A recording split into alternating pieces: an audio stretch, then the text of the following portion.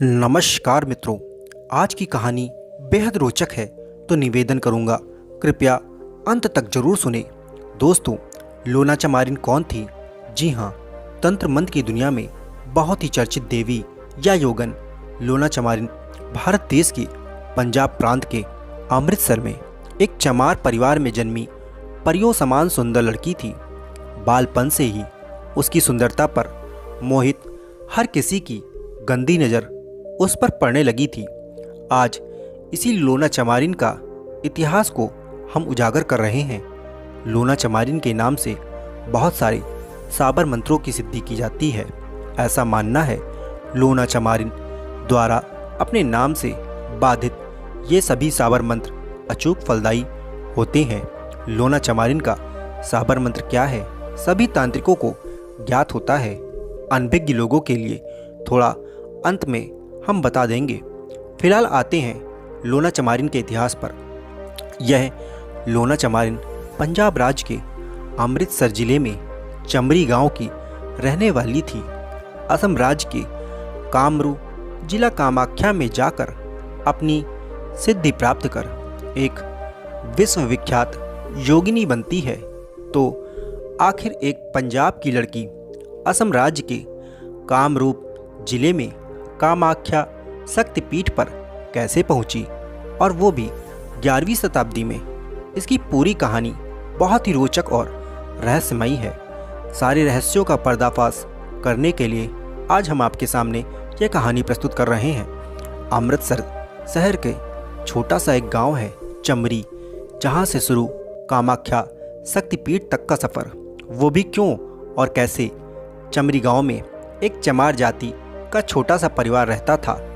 आपको इतना तो पता है ही, उस समय इन छोटी जातियों के प्रति बड़ी जातियों के लोगों का क्या व्यवहार था। उस समय उस चमार परिवार की भी दशा वही थी। उस चमार परिवार में एक बहुत सुंदर लड़की का जन्म हुआ था। इतनी सुंदर थी कि बालपन से ही सभी उस पर मोहित थे। इसकी सुंदरता के साथ उस लड़की का नाम पड़ा लोना। लोना लावण्य का प्रतिरूप बन गई, यानी कि लोग अब किसी सुंदर और सुंदरी को लोना के ही नाम से जानने लग गए थे। लोना बहुत सुंदर थी, लेकिन गरीब घर में सुंदरता वरदान नहीं अपितु अभिशाप होती है। लोना के लिए सुंदरता अभिशाप ही बन गई थी। जैसे जैसे वह बड़ी होती जा रही थी, गांव के लोगों की नज़रें उस पर गलत रूप से पड़ने लगी थीं। लोना के माता पिता सहित 2 सगे भाई थे। एक भाई का नाम था इलय, दूसरे का नाम था गेंदा। ये दोनों भाई अपनी बहन लोना के प्रति गांव वालों की बिगड़ती नज़र को लेकर बहुत ही ज़्यादा चिंतित रहा करते थे। गांव वालों से लोना की आबरू बचाने के लिए बालपन में ही उसका विवाह करा दिया गया। गांव में कुछ सालों तक रही, फिर गौना के साथ अपने पति के घर चली गई। लोना का विवाह सफल नहीं रहा। ससुराल में कलह होने लगी थी। लोना का अपने पति से झगड़ा हुआ। वापस वह लड़ झगड़ कर अपने मायके चली आई। अब लोना लगभग 12 से 14 साल की एक सुडौल युवती हो गई थी। विवाहिता तो थी ही, लेकिन पति को छोड़कर अपने गांव में रह रही थी। एक कथा कथित छोटी जाति की थी वह। गरीबों में पल बढ़ रही थी। यौवन भी थोड़ा आ चुका था। ऐसे में गांव वालों की नज़र खराब हो जाए तो उस समय के हिसाब से कोई संदेह वाली बात नहीं है। और हुआ भी वही। उस चमरी गांव के लोगों ने लोना के ऊपर अपनी गंदी नज़र डालना शुरू कर दिया था। उसी गांव में एक दबंग 11 ठाकुरों का परिवार रहता था। जिस परिवार में 11 पुरुष थे, इसीलिए वह 11 ठाकुरों का परिवार कहा जाता था। उसी 11 ठाकुर खानदान से एक लड़का लोना के साथ शारीरिक संबंध स्थापित करने का निमंत्रण दिया, लेकिन लोना ने उसे इनकार कर दिया। अब लोना के मना करने से वह क्रोधित ठाकुर लड़के का पारा 7वें आसमान पर पहुंच गया कि हमें यह लड़की मना कैसे कर रही है। बात ठाकुरों के घराने की इज्जत की थी। फिर ठाकुर खानदान के सभी लोगों ने बारी बारी से उस लड़की को अपने दरवाजे पर निर्वस्त्र कर उसका यौन शोषण किया। लोना अभी अधयुवा थी, अभी उसका यौवन पूरी तरह परिपक्व भी नहीं हुआ था। तभी उसके साथ इतनी बड़ी दरिंदगी भरी घटना हो गई। तब न ही कोई कोर्ट था, न सुप्रीम कोर्ट था, न संविधान था, न ही राजा के पास ऐसी घटनाओं की सुनवाई के लिए समय था। उस समय ज़्यादातर राजा महाराजा भी तो छोटी जातियों की लड़की औरतों का शोषण ही करते थे। राजा ऐसे मामलों की सुनवाई करता था जो जीत बड़ी जातियों की ही होती थी। लोना की दुर्दशा पर पूरा गांव हंसता रहा। किसी ने उन 11 ठाकुरों की तरफ उंगली उठाने की सोच भी नहीं रखी थी। युवा अवस्था का जोश ऐसा ही होता है कि आदमी कुछ भी गुजर कर सकता है, और लोना चमारिन चाहती थी अपने ऊपर हुए अत्याचार का वह बदला लेना। लेकिन लोना के सामने बदला लेने का कोई रास्ता दिख नहीं रहा था कि तभी लोना दिल्ली की योगिनियों के बारे में सुनती है। लोना शुरू से ही तरह तरह की कहानियाँ सुना करती थी। उस समय तंत्र मंत्र का प्रचार प्रसार जोरों पर था। योगियों एवं योगिनियों ने अपने प्रचार प्रसार का बहुत सारा माध्यम भी फैला दिया था। वे योगी जन बाबा गोरखनाथ के परंपरा से आते थे। इन योगिनियों और योगियों के चलते ही संस्कृत मंत्रोच्चार की जगह साबर मंत्रोच्चार का प्रचलन बढ़ने लगा था। तंत्र मंत्र में साबर मंत्रोच्चार का प्रयोग होता था। यह वही समय था जब भारत में इस्लाम के सूफी मत को मानने वाले लोग अपना पैर पसार चुके थे। ये सूफी संत भी भारतीय पद्धति से मिलजुल कर एक नई पद्धति का निर्माण कर रहे थे। इसी पद्धति में आता है साबर मंत्रोच्चार। एक तो साबर मंत्र वो हैं जो पारस्परिक योग भाषा संस्कृत के अलावा स्थानीय ग्रामीण भाषाओं में लिखा पढ़ा जाता है। सनातन धर्म में मंत्रोच्चार संस्कृत भाषा में है, लेकिन इसके विपरीत साबर मंत्र का उच्चारण स्थानीय भाषाओं में किया जाता है। अधिकतर संस्कृत मंत्रों का सीधा अनुवाद नहीं होता है, किंतु उसका एक पूर्व निर्धारित अर्थ हो सकता है। साबर मंत्रों में संस्कृत के शब्दों का प्रयोग कम, स्थानीय भाषा सहित हिंदी, उर्दू, फारसी के शब्दों का प्रयोग ज़्यादा इस्तेमाल होता है। संस्कृत के मंत्र बहुत ही शुद्ध और पवित्र होते हैं। संस्कृत के मंत्र पवित्र हृदय से सिद्ध, और उसके सिद्ध मंत्रों की सिद्धि अन्य कोई व्यक्ति बहुत ही आसानी से उसके नाम का स्मरण कर प्राप्त कर लेता है। उस समय साबर मंत्रों की प्रसिद्धि बहुत ही ज़्यादा बढ़ने लगी थी। साबर मंत्रों के तांत्रिकों का प्रचार प्रसार जोरों से था। अब लोना चमारिन दिल्ली की योगिनियों के बारे में सुनती है तो वो तंत्र विद्या में अभूतपूर्व गति रखती है। लोना को दिल्ली की योगिनियों की कहानी दिमाग में बैठ रही थी। एक दिन लोना उन योगिनियों से मिलने के लिए बिना किसी को बताए घर से दिल्ली के लिए निकल पड़ी। लोना चमारी गांव पंजाब से पैदल ही दिल्ली अपने को बचते बचाते पहुंच उन योगिनियों की तलाश पूरी कर मिली। लोना उन योगिनियों से पूछती है, साबर मंत्र कैसे सिद्ध होता है? मुझे भी साबर मंत्रों को सिद्ध करके योगिनी बनना है। इतनी कम उम्र में यह लड़की इतना कठिन साधना की बात कर रही है। यह योगिनियों को अपने ऊपर अहंकार था। बाल्यावस्था को देखकर उन योगिनियों को लोना की पीड़ा का अनुमान बिल्कुल नहीं था। लोना का बालपन देख योगिनियों ने कहा, तुम अभी इस लायक नहीं हो, इसीलिए हम लोग तुम्हें इन मंत्रों के बारे में नहीं बता सकते हैं। तब लोना ने कहा, मुझे अपने ऊपर हुए अत्याचार का बदला लेने के लिए तांत्रिक विद्या की सिद्धि प्राप्त करनी ही है। फिर भी योगिनियों ने तंत्र विद्या देने से मना कर दिया। तब लोना उन योगिनियों से पूछती है, ठीक है, आप लोग मुझे तंत्र विद्या नहीं दे सकती हैं, तो आप लोगों को यह तंत्र विद्या कहाँ से प्राप्त हुई? आपके गुरु कौन हैं? अब लोना जिद पर अड़ी रही। तब योगिनियों को लगा मुश्किल राह बता देने के बाद हार मानकर लोना अपने घर लौट जाएगी। लोना के पास अब हारने के लिए कुछ बचा भी नहीं था।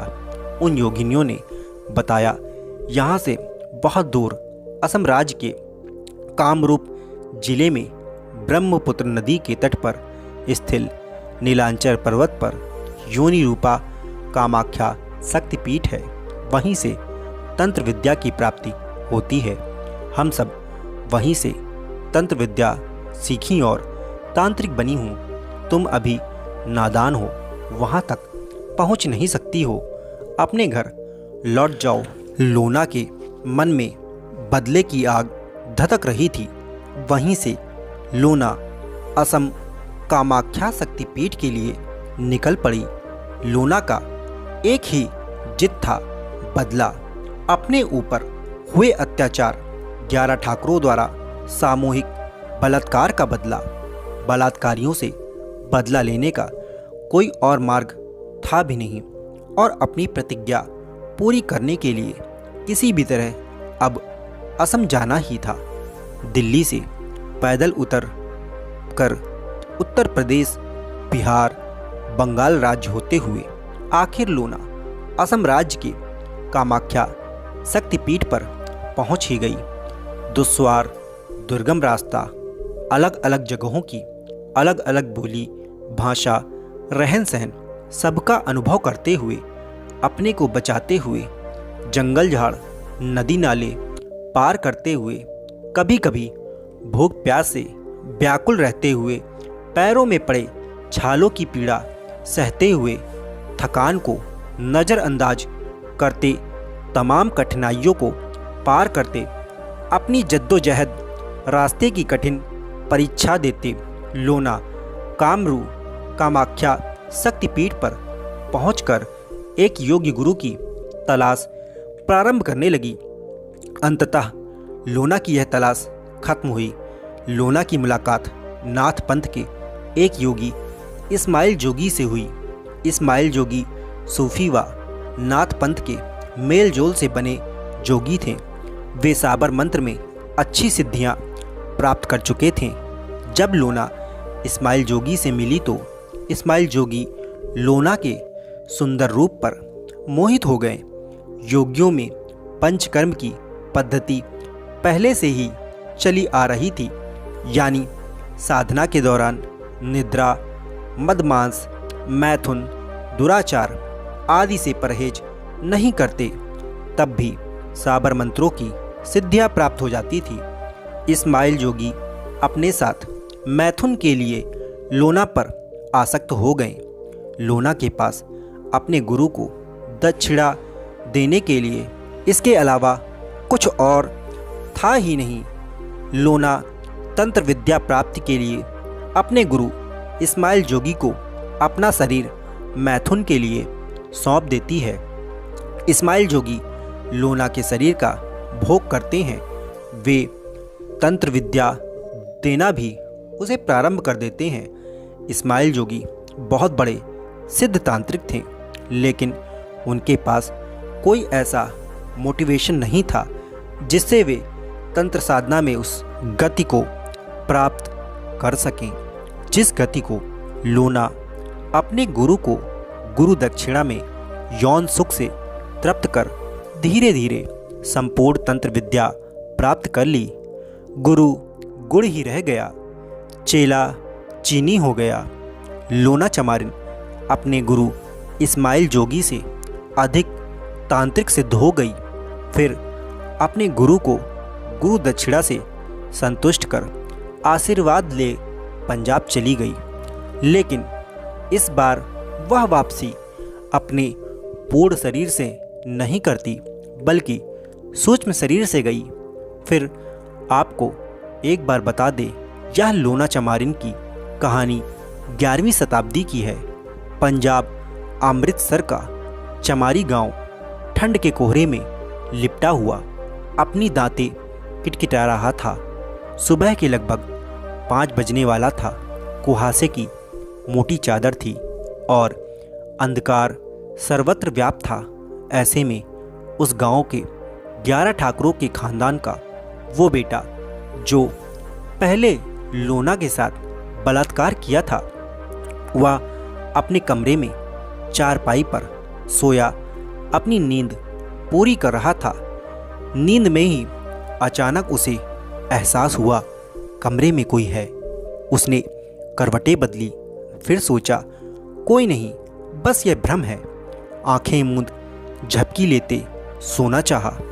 फिर ऐसा लगा जरूर कोई है। तब अपने रजाई में से अपनी गर्दन बाहर किया और सामने जो देखा, देखकर भय के मारे उसकी आंखें खुली की खुली रह गईं।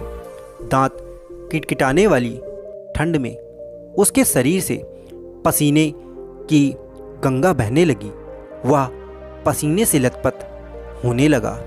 सामने सुसज्जित आभूषणों में वही लड़की खड़ी थी जिसका अपने परिवार वालों के लिए उसने परिवार वालों के साथ मिलकर कुछ सालों पहले सबसे पहले बलात्कार किया था। वह लड़की मुस्कुरा रही थी। आभूषणों से सुसज्जित सुंदरता की प्रतिमूर्ति लग रही थी।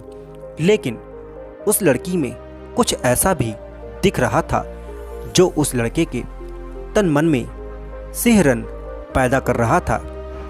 उस लड़के के मन में डर की एक लहर रीढ़ की हड्डी में बैठती जा रही थी। ठाकुर का वो लड़का अचानक रजाई से बाहर निकलकर गर्मी के मारे पैर पटकते हुए अपने सारे वस्त्र खोलकर फेंकने लगा। कपड़ा खोलते खोलते पूरी तरह से वह नग्न हो गया। नग्न होकर बहुत तेज बार बार चिल्लाना शुरू किया, मुझे क्षमा करो, मुझे क्षमा करो। फिर ऐसा कहते हुए वो लड़का अपने घर से निकल गांव की गलियों में सर पटक पटक भागने लगा। पंजाब का वो चमरी गांव कृषि प्रधान था। भले ही जाड़े की वो प्रातःकाल का समय था, लेकिन लोग अपने अपने घरों में जग चुके थे और अपने कार्य में लग रहे थे।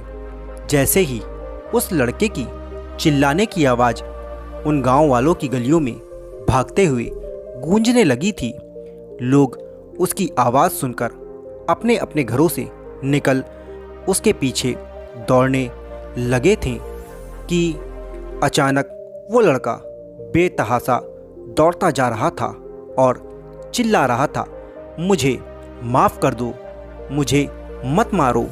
भागते भागते गांव के बाहर एक मैदान में जा खड़ा हो गया, जहां गांव के लोगों की भीड़ उसके पीछे उमड़ पड़ी थी।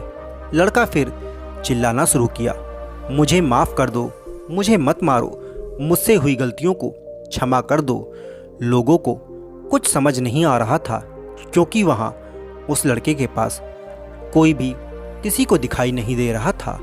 सिर्फ उस लड़के को लोना दिखाई दे रही थी, जो बहुत भयानक रूप ले उसे जान से मारने पर तुली हुई थी। लड़का अब एक जगह खड़ा होकर गिड़गिड़ा रहा था, लोना मुझे माफ़ी दे दो। उस लड़के का पूरा शरीर उतनी ठंड में पसीने से लथपथ था और लोगों को ठंड के कारण दांत किटकिटाना थम ही नहीं रहे थे। धीरे धीरे सभी का मन भय से व्याप्त हो गया, और क्योंकि अब जिस लोना का नाम वह ले रहा था वो उसी गांव की लड़की थी, किंतु कुछ सालों से उसका कोई अता पता नहीं था। माफ़ी मांगते मांगते उस लड़के की आवाज़ अचानक से बंद हो गई। वो शांत खड़ा हो गया। फिर गांव वालों के देखते ही देखते वो लड़का जमीन से 4 फीट ऊपर हवा में उठा और उसकी गर्दन ऐंठने लगी, वैसे जैसे फांसी की सज़ा दी गई हो उसे। लेकिन वहाँ ना कोई रस्सी दिखाई दे रहा था, ना कोई सहारा। फिर कुछ समय वैसे ही वो लड़का ऊपर हवा में झूलता रहा और कुछ समय बाद जमीन पर धड़ाम से जा गिरा। जिसका प्राण पखेरु उड़ चुका था, वहाँ इकट्ठे घर व गांव के लोगों में डर की लहर दौड़ने लगी थी। सभी अपने अपने घरों की तरफ तेज तेज कदमों से वापस भागने लगे। उन सभी के जुबान पर एक फुसफुसाहट थी। उन सभी के फुसफुसाहट में बस एक ही नाम था, लोना चमारिन का। वहाँ पीछे पीछे पहुँचे घर वाले लड़के को उठाकर घर लाए और उसका अंतिम संस्कार कर दिया। अब धीरे धीरे लोना ने अदृश्य रहकर दबंग उस 11 ठाकुरों का, जो परिवार कहा जाता था, को ऐसे ही एक एक कर मौत के घाट उतार दिया। उन ठाकुरों के खानदान से कोई भी घर में दीपक जलाने वाला भी नहीं बचा। अपनी तंत्र विद्या से लोना अपने पर हुए अत्याचार, सामूहिक बलात्कार का बदला ले शांत हो गई। 11 ठाकुरों के खानदान को मारकर अपनी प्रतिशोध पूरी कर ली। उसके बाद लोना बहुत सारे साबर मंत्रों की रचना की, जिसे उसने अपने नामों से बांध दिया। उन साबर मंत्रों को आज भी लोना चमारिन नाम आसानी से सिद्ध हो जाते हैं। गांवों में तांत्रिक इन्हीं के मंत्रों का ज़्यादातर उपयोग कर खटकर्म झाड़ फूंक करते हैं। आप सभी भक्त संस्कृत के मंत्रों से अनभिज्ञ नहीं हैं। लोना चमारिन के नाम से बंधा वशीकरण मंत्र है। कामरू देश कामाख्या देवी, जहाँ बसे इस्माइल जोगी की लगी फुलवारी, फूल चने लोना चमारिन, जो ले यह फूल की बास, वह की जान हमारे पास। घर छोड़े घर आंगन छोड़े कुटुंब की मोह लाज, दुहाई लोना चमारिन की। दोस्तों, यह साबर मंत्र जो कि लोना चमारिन ने काफ़ी समय तक सिद्ध किया और आज भी सभी तांत्रिक लोना चमारिन की दुहाई देकर वह अपने इस मंत्र को सिद्ध करते हैं। जह के गुरु चमारिन लोना, सिखा कामरू पढ़ित टोना, दूजी अमावस मह जो दिखावे, एक दिन राहु चंद के आवे। तो दोस्तों, आशा करता हूँ यह कहानी आपको अत्यंत पसंद आई होगी। यदि पसंद आई हो तो चैनल को अवश्य सब्सक्राइब करें और बेल नोटिफिकेशन ऑन करना ना भूलें, ताकि इसी प्रकार की कहानी सबसे पहले आप तक पहुंच सके। दोस्तों, ये कहानियाँ लिखने और तैयार करने में काफ़ी समय लगता है, तो ज़्यादा से ज़्यादा आप लोग इन कहानियों को शेयर करें, कमेंट ज़रूर करें और हमें बताएं। यदि कोई प्रकार की त्रुटि हो तो वह हमें कमेंट में बताएं, ताकि हम उस पर कार्य कर सकें। तो दोस्तों, नमस्कार।